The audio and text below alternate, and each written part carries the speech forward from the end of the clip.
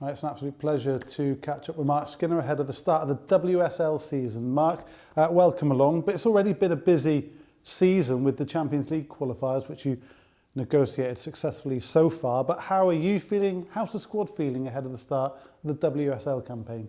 I think they're feeling great. You know, we've got a few current niggles that have come back from the Euros and so on that we're managing. But I think from our perspective, the players are like really happy, ready to go. Can't wait to play against Leicester, because it almost feels like we're up and ready. Because we've had 2 knockout competition games already, it feels like we are in the space where we're competition ready, whereas most teams have played friendlies and so on. So we're hoping that plays to our advantage, and so we're looking forward to welcoming Leicester to the start of the season, especially at Leigh Sports Village, which has been a fortress for us. But yeah, the players are feeling happy, energised, and, as I say, ready for the challenge ahead. And transfer deadline day has passed. A busy one as ever, with London City smashing the WSL record, an opponent you'll soon face actually. But on your activity, how happy are you with the signings you've made, and what qualities do they bring to the squad?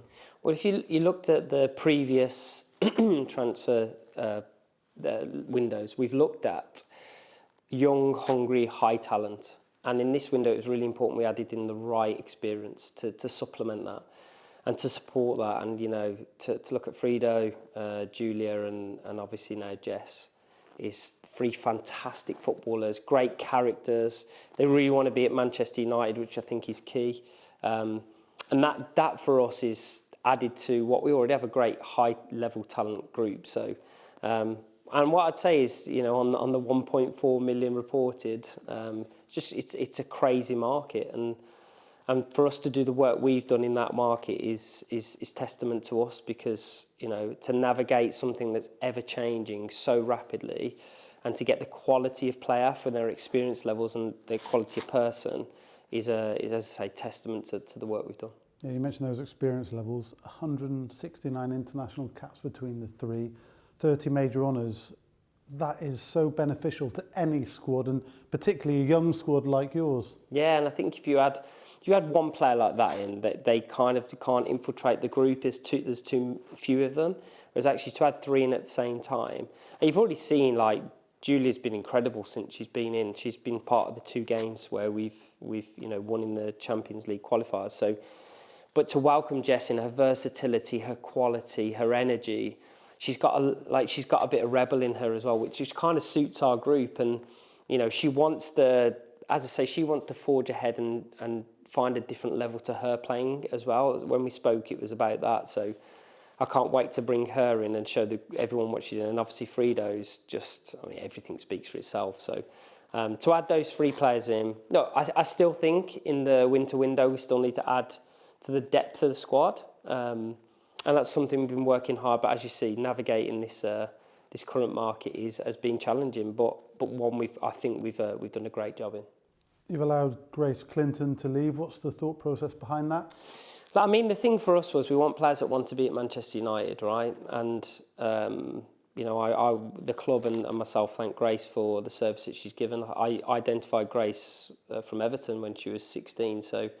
You know, we have a great personal relationship. But from our perspective, to add Jess into our group, the versatility she has, she not only play the positions that Grace has, but she can adapt as well into different areas. So I think adding that quality in for us, and as I say, Jess really wanted to be at Manchester United. So for us, we have to have players that are 100% committed to our cause, and that's what we're looking for to build. Because then, you know, it's like builds that spirit of wanting to win, and that's what we're aiming to do. And you do have such a great dressing room. How important is that going forward for the whole group as you attack this WSL season? The most important, because it doesn't matter which players you sign if they don't fit into your team. So you can buy great individuals, but actually if you don't fit into a team model and a team structure, then the individual doesn't always win the game, whereas a team can. So for us, we have you see it's actually there, the great interaction between all of our players. And knowing when I've spoken to Jess and when I spoke to Frida and when I spoke to Juliet, they just get it. And they're just fully in. And that for me is you can't be in 90%, you've got to be in 100%. And I think seeing those characters, honestly, I can't wait for our fans to see them. See, even to the different levels I think we can bring to them in the way that we play. And I think they'll be excited by all the players coming in. All us fans are excited to hear that. It's so good. As for your opponent, Leicester, what are you expecting at LSV? Well, it's a strange one because they've just changed the manager. So even they've gone through the pre-season period and then changed the manager.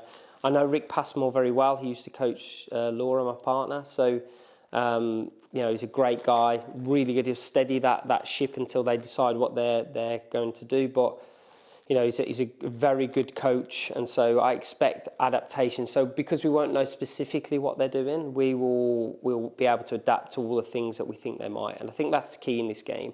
We've had to do it against PSV, and we had to do it against Hammarby. So it's about adaptation in this first game, especially until we get to see what Leicester are like. And from there, the aim is to try and get 3 points. Of course, it is. And how good is it that you get to start in front of your own fans? The best. And we've spoken about one of our points was making Leigh our fortress again. So as a group, we know what we've got to do. And we're still in performance phase. We're still building up, playing together.